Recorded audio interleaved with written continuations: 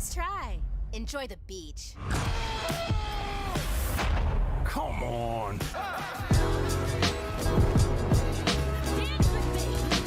Come back here.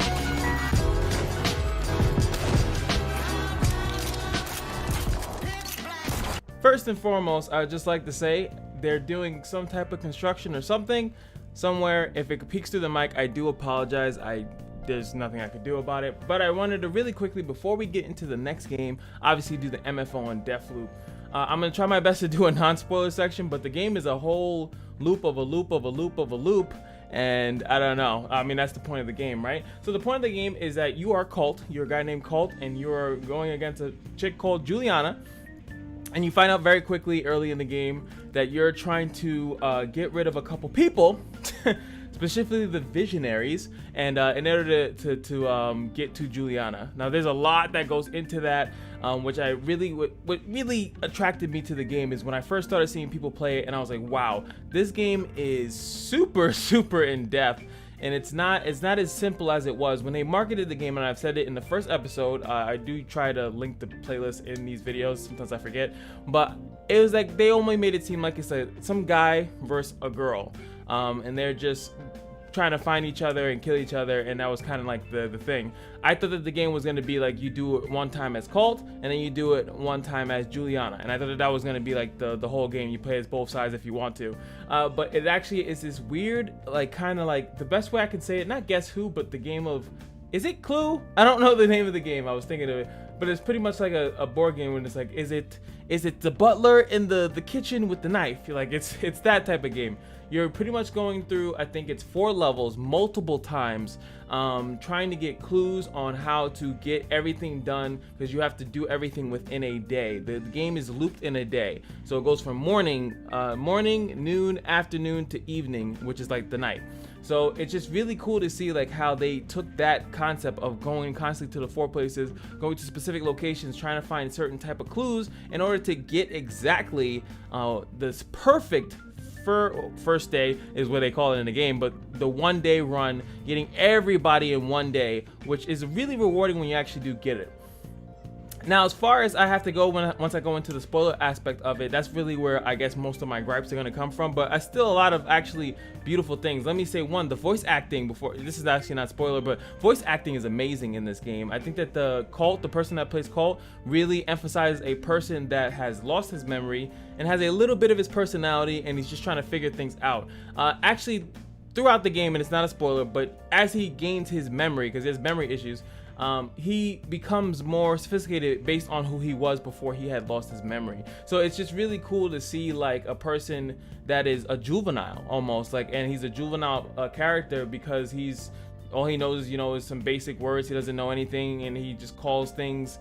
Even the first thing that you get that hacks machines, you would think that this is like the some crazy name. He just calls it the hackamajig, which is like a pure name of something that a person that doesn't know how to give an eloquent name to something, or like, he could have just called it the hack machine, but the hackamajig, it just, I don't know, the whole personality of a guy that like clearly has lost himself and doesn't know much, and he's just pops up at a beach and he's trying to figure everything out, really drives it home for me. And then as you learn more, you get more out of it. So as far as it, like, a no spoiler, I think that the game is phenomenal. I do think that there are a couple of things when it comes down to the Juliana aspect of it, which is the invasion aspect of it. You can do invasions in this game. It's when you queue up as Juliana and you can invade someone's game and try to kill them as Colt. Well, you kill them as Juliana, but you're trying to kill someone, and you can only do it in certain things. And I did mention this in a couple of the episodes.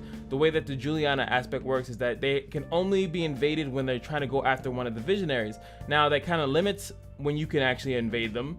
Now that I played the game enough, I know that there's going to be multiple times when you're going to be specifically going after visionaries or be in the presence of a visionary, even if you're not trying to kill them, just to gain information.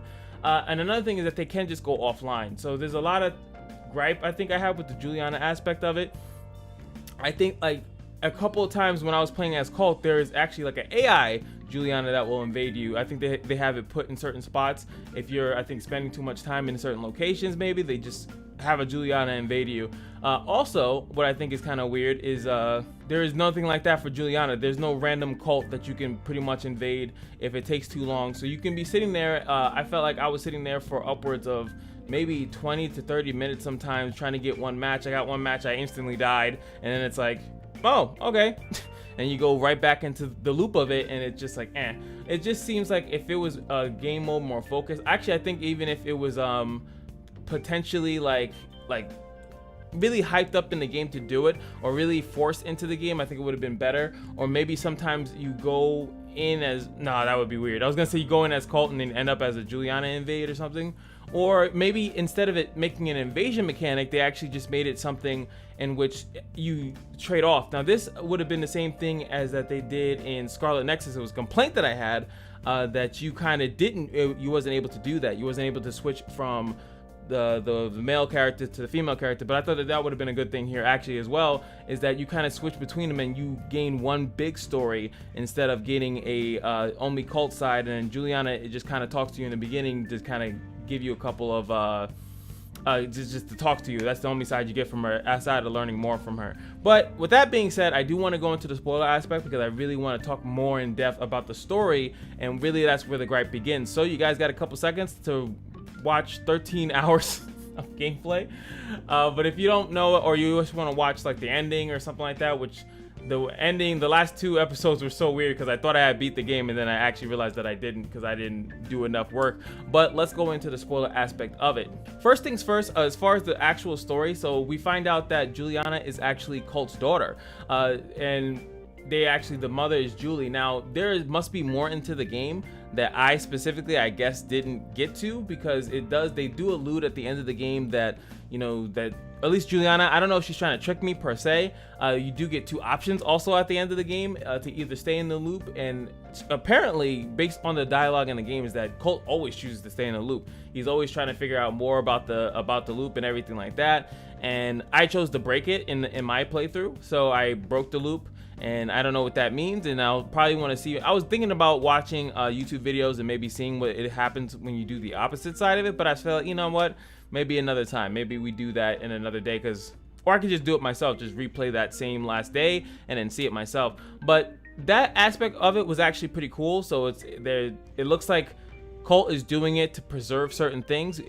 He's specifically staying in a loop for a reason, which I think is pretty cool. It actually adds more to it. But I'll have to give a gripe to the game, is because one of the things that I'm realizing as I watch other people play through it, I'm watching a speed run actually on the side. I was like, finally I can watch speed runs. But the thing is that I realized that my game, my playthrough would have been very shorter, would have been shorter if I were to happen to have known where specific things were located. One of the issues that I kind of got in the middle of my playthrough is that I didn't know how to advance the story. The reason why is because I didn't read a piece of paper or something like that was on the floor, on a table. I missed it. Sometimes I realized that there are actually repetitive things that you have to do it. So you would get information at one point, but it didn't mean anything. Like let's take and I'm actually the speed run on the side is when you get Alexis's toy thing that repeats.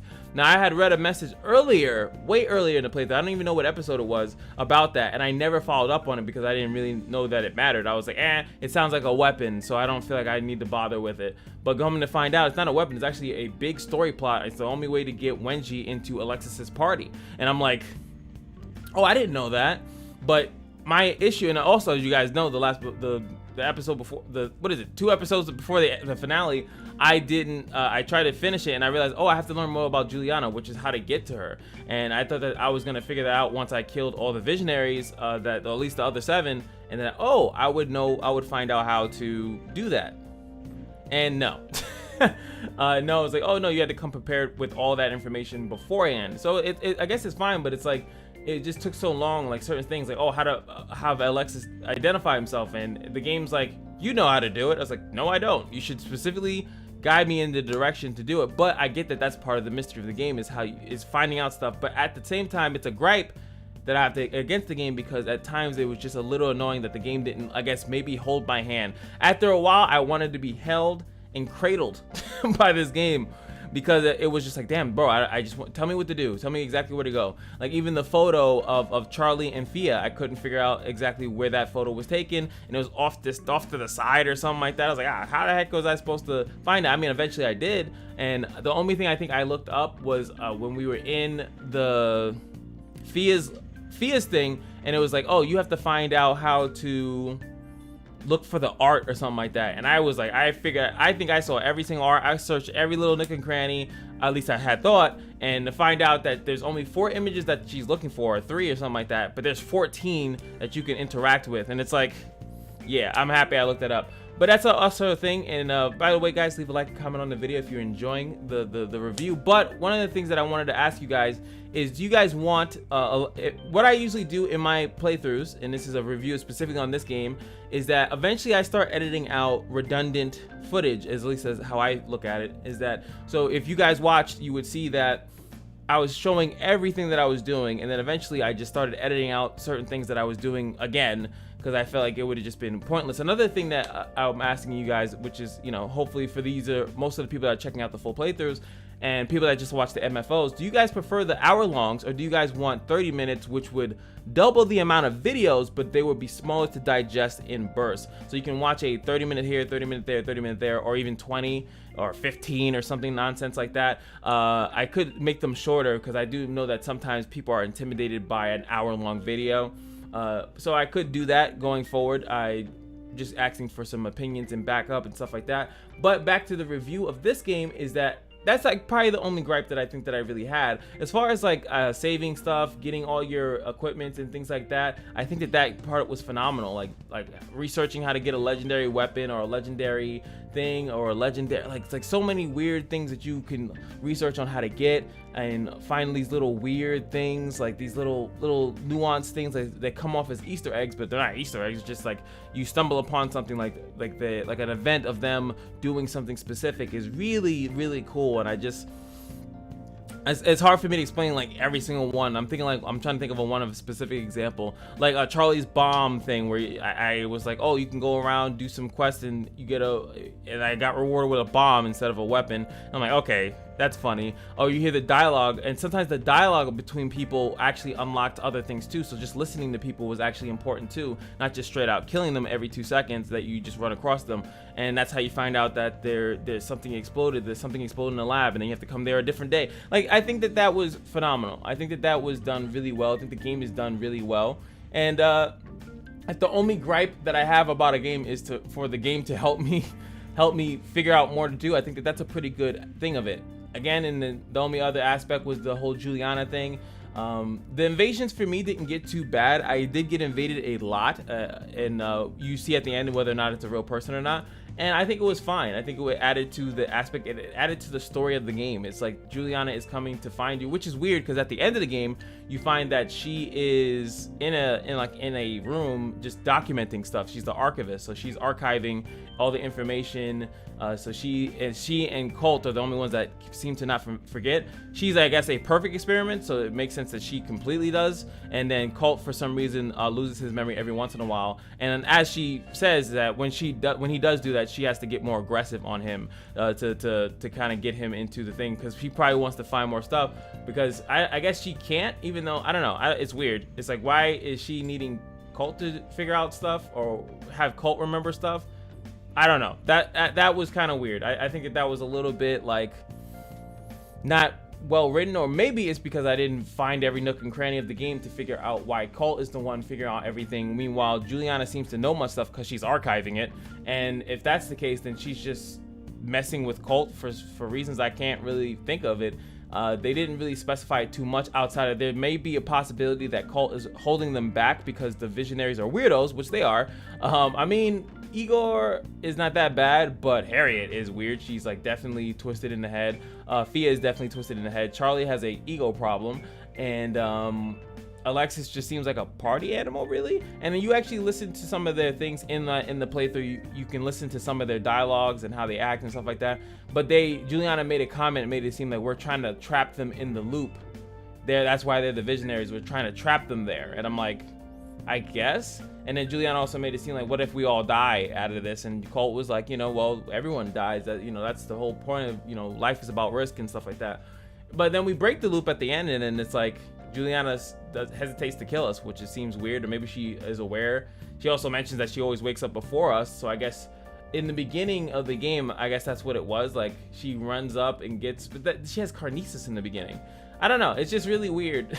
But all her stuff, I guess maybe because all her stuff is infused. Meanwhile, our stuff isn't infused for some reason at the start of like, I don't know.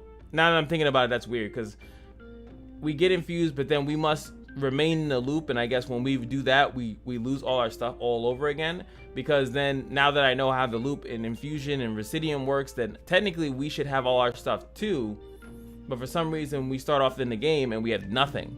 So I don't, you know, maybe that needs to be more specified, or it's a super loop, or maybe we break the loop and then we go back into the loop and then that's why I have nothing.